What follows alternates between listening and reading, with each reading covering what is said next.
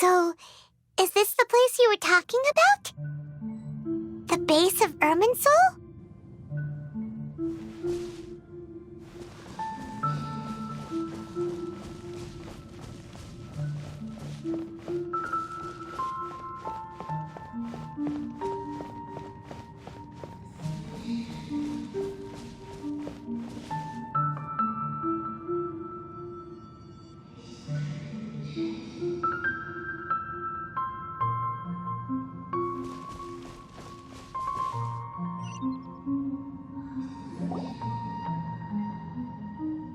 Well, this is the place.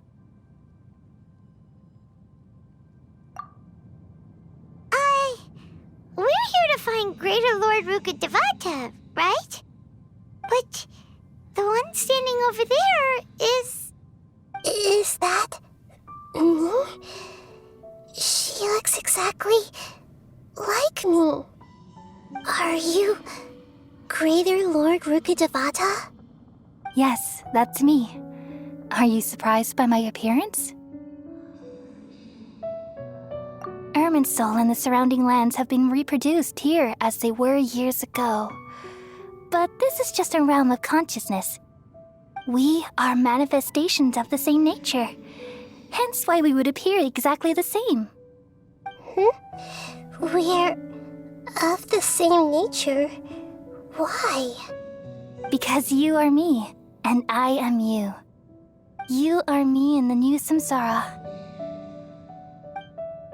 The new samsara?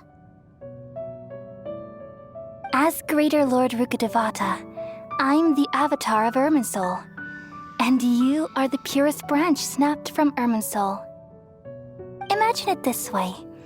Even if a tree dies, its branches will eventually take root and grow, continuing the tree's life in another form. I'm merely the remaining consciousness of Greater Lord Rukkhadevata. The real me has presumably died a long time ago.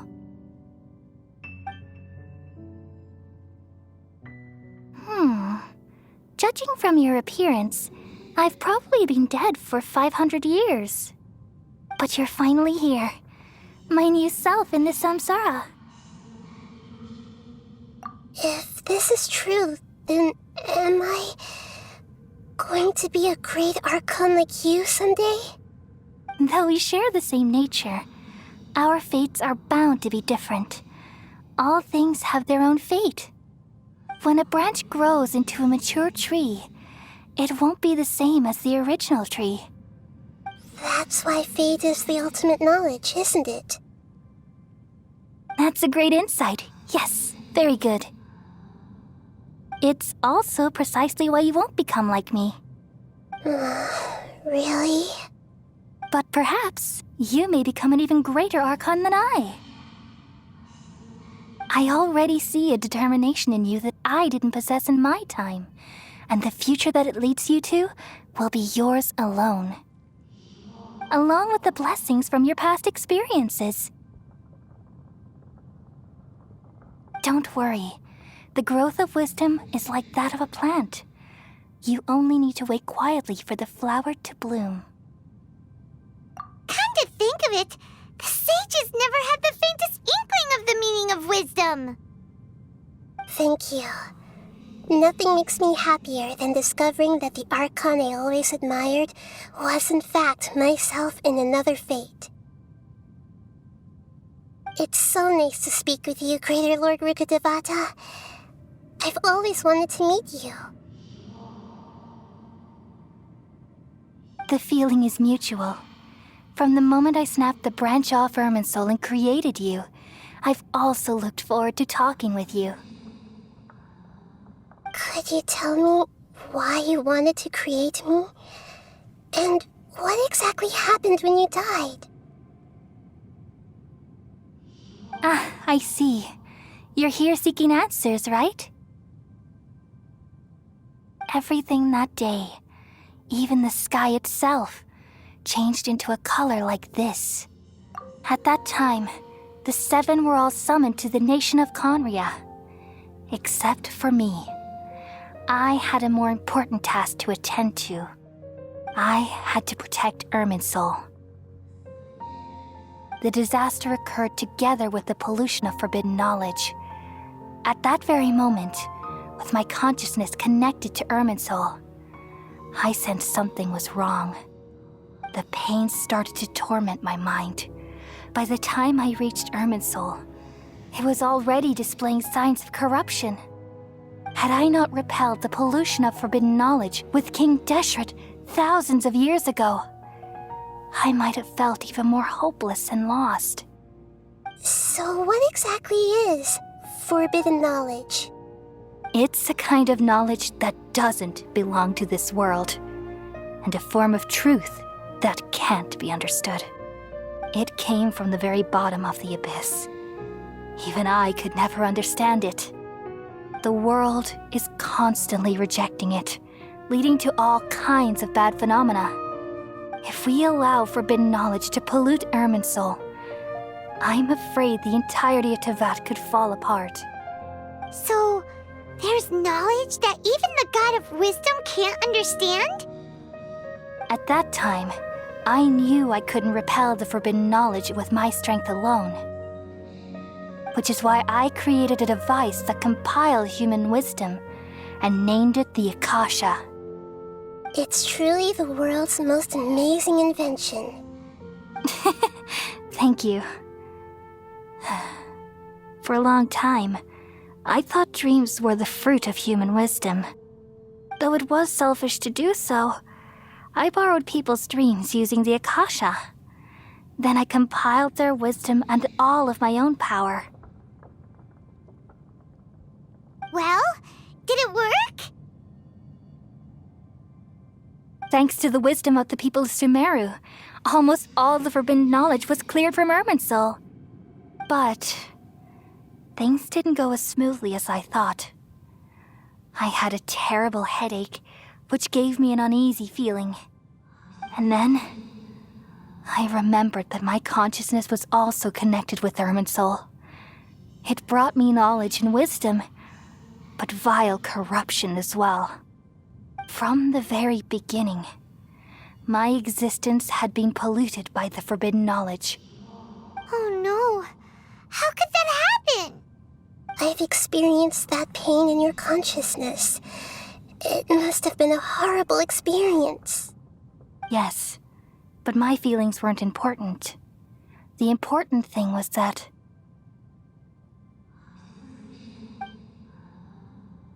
even if I died, my existence and everything related to me would continue to exist in Irminsul as memories and knowledge, meaning that the forbidden knowledge couldn't ever be permanently eradicated. And there's no way for me to eliminate myself. It would be a sort of paradox. So, I took the purest branch of Irminsul as my incarnation in the next samsara and left a trail of clues, all in hopes that you would come here and remove me and my pollution from Irminsul forever. Wait, no, I can't. So you realize what that implies. You are very smart indeed. Irminsul has all the knowledge and memories of this world. And as you've realized just now, removing me from Irminsul means I essentially will never have existed in this world. But this is the only way to save Irminsul. People love you so much and they've missed you so much over the past 500 years. I am exactly the same. So how can we just forget you like this? Is there really no other way? There must be something else I can do.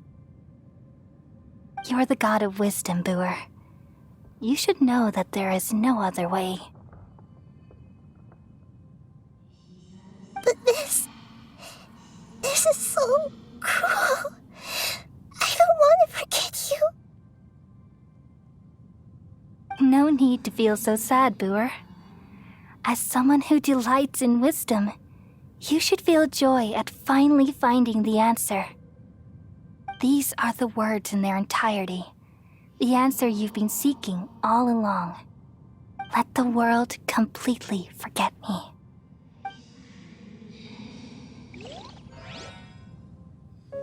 We all nestle under the great tree of wisdom, peering out to perceive the world.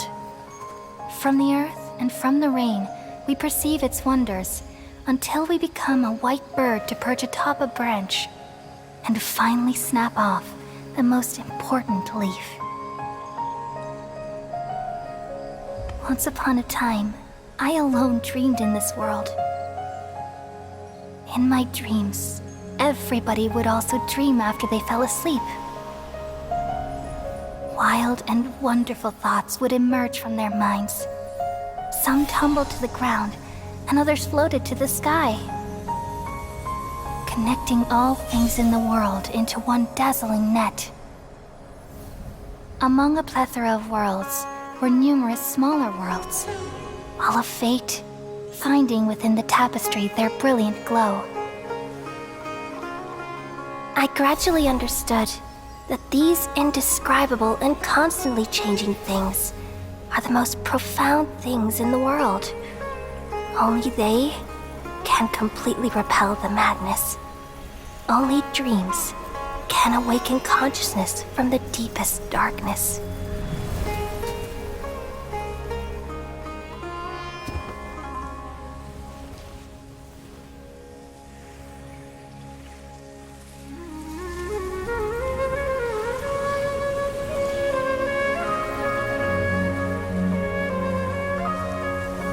I'm the one who posed this question, yet also the one who sought a solution.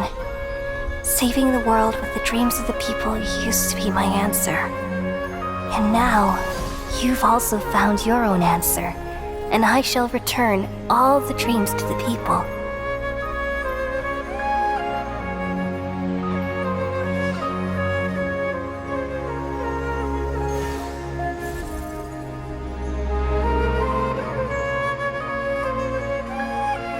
Goodbye, people of Sumeru. May you be blessed tonight with the sweetest of dreams.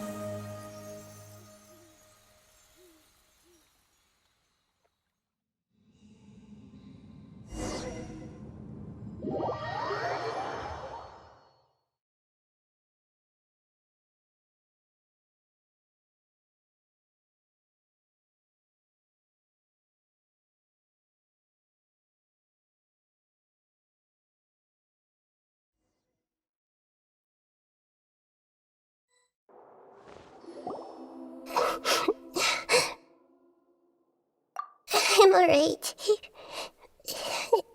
I'm just a little confused. We've just saved the world, right? So why am I crying? I don't know where this feeling inside of me is coming from, but I feel very sad. Just now, we used the power of two gnosis to successfully connect with the Irminsul consciousness from 500 years ago. Then, we removed the remaining pollution from Irminsul. Yeah, what's wrong? Weren't you there just now?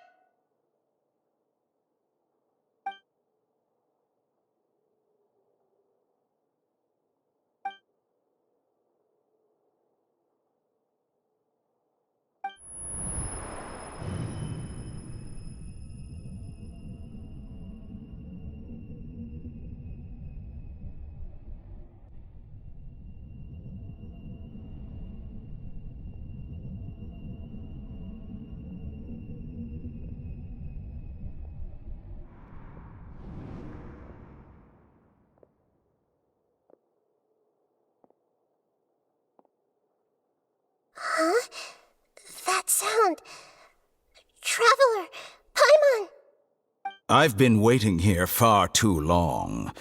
But finally I have the chance to be alone with you. All the precious time I wasted has finally paid off. The doctor! What have you done? Just a type of sound wave that can quickly put defenseless people into a dream. As I expected, it doesn't have any effect on gods. This is the only thing of interest I found among the sage's research. I thought I'd take it for a little spin. Don't worry. I know you would never forgive me if I actually killed them. I'm here to negotiate with you. Naturally, I won't do anything dangerous that could potentially damage our relationship. Negotiate with me? I heard you had already left Sumeru. Why are you here again now? I left Sumeru, but I also stayed in Sumeru. Even the God of Wisdom is restricted by the habits of cognition. How disappointing. You mean there are many different versions of you in this world? An astute guess. Even the same individual will have different cognitions at different ages. A long time ago, I made a major decision in hopes of preserving all my perspectives of how I observed the world. Observation is the first step of any experiment, but observing the current world doesn't satisfy me.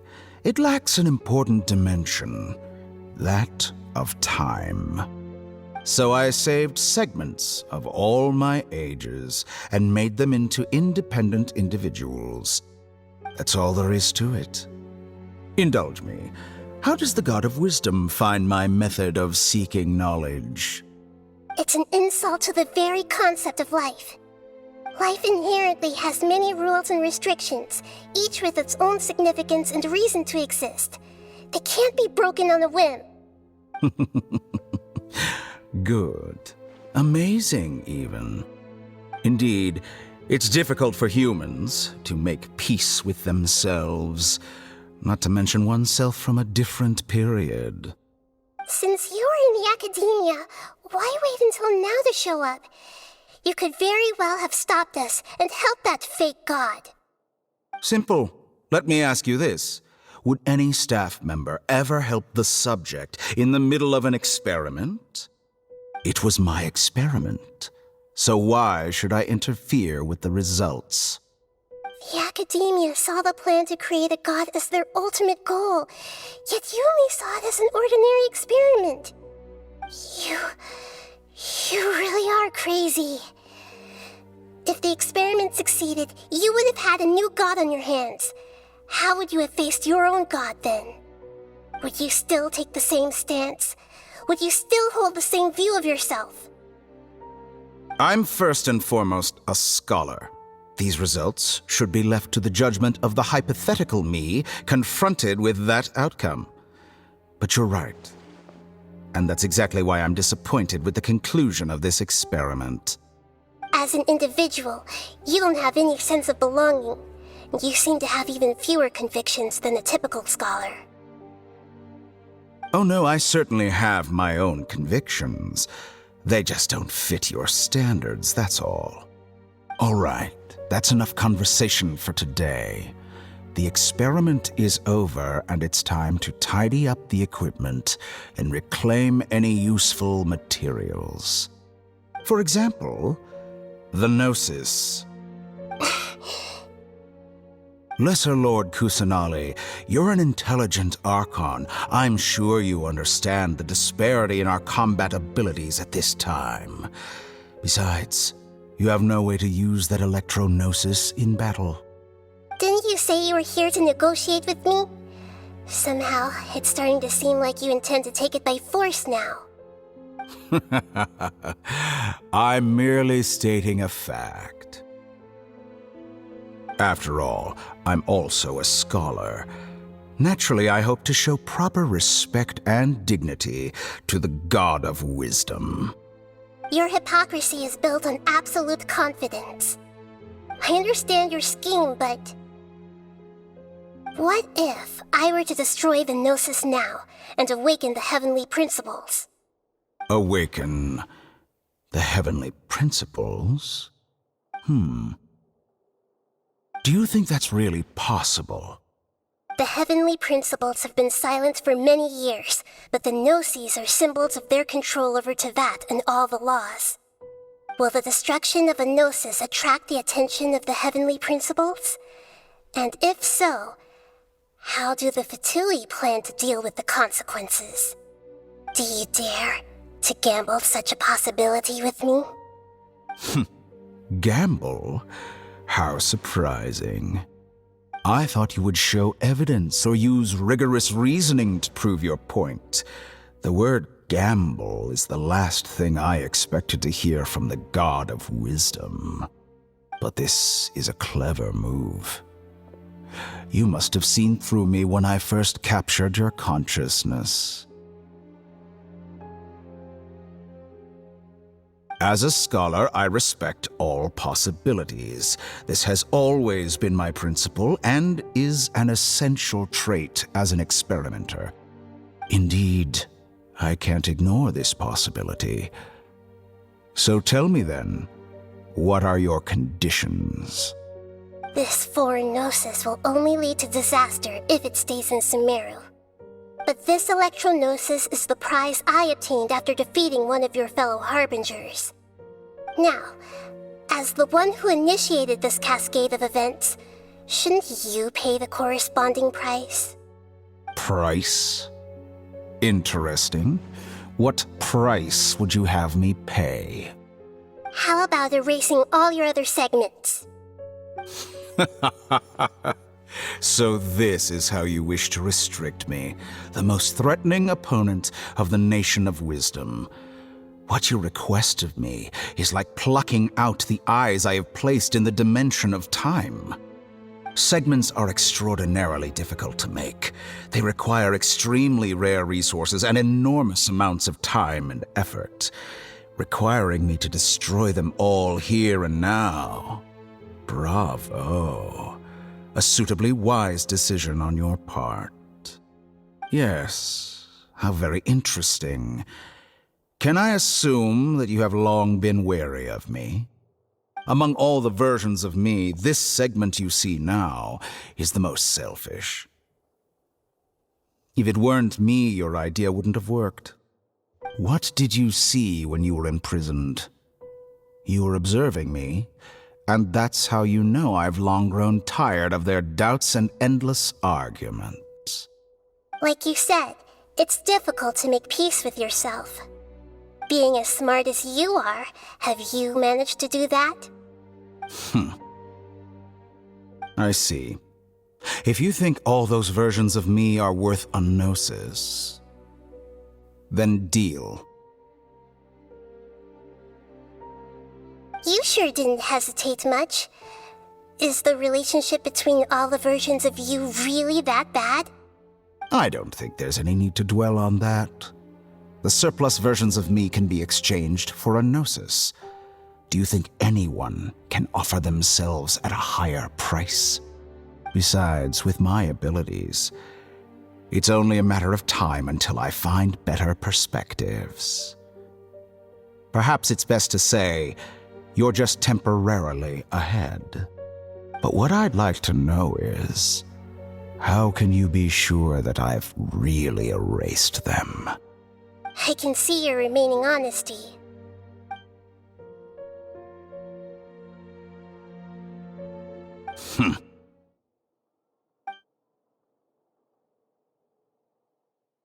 What a ridiculous decision! You can't be serious!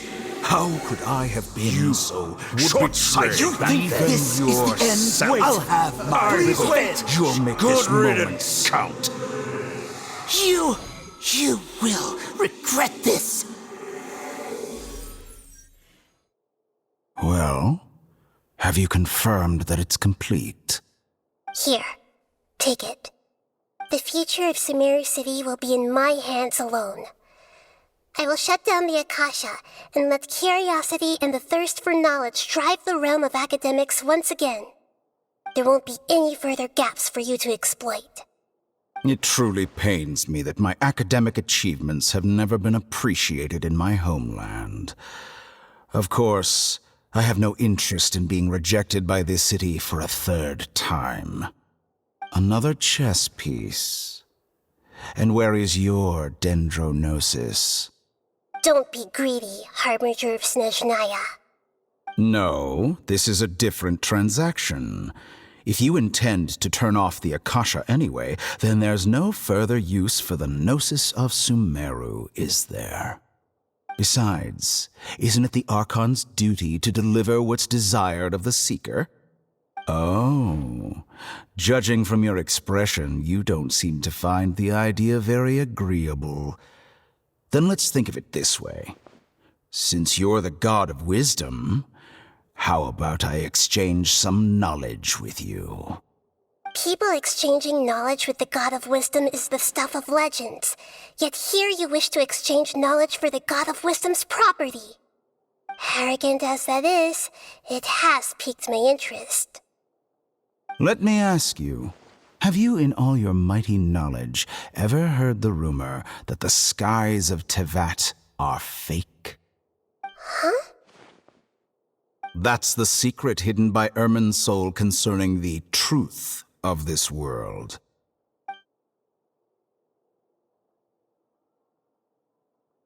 Once I finish telling you about this, it will be time for me to say goodbye. With negotiations, we've all gotten what we wanted. I'm very glad I got to meet you like this.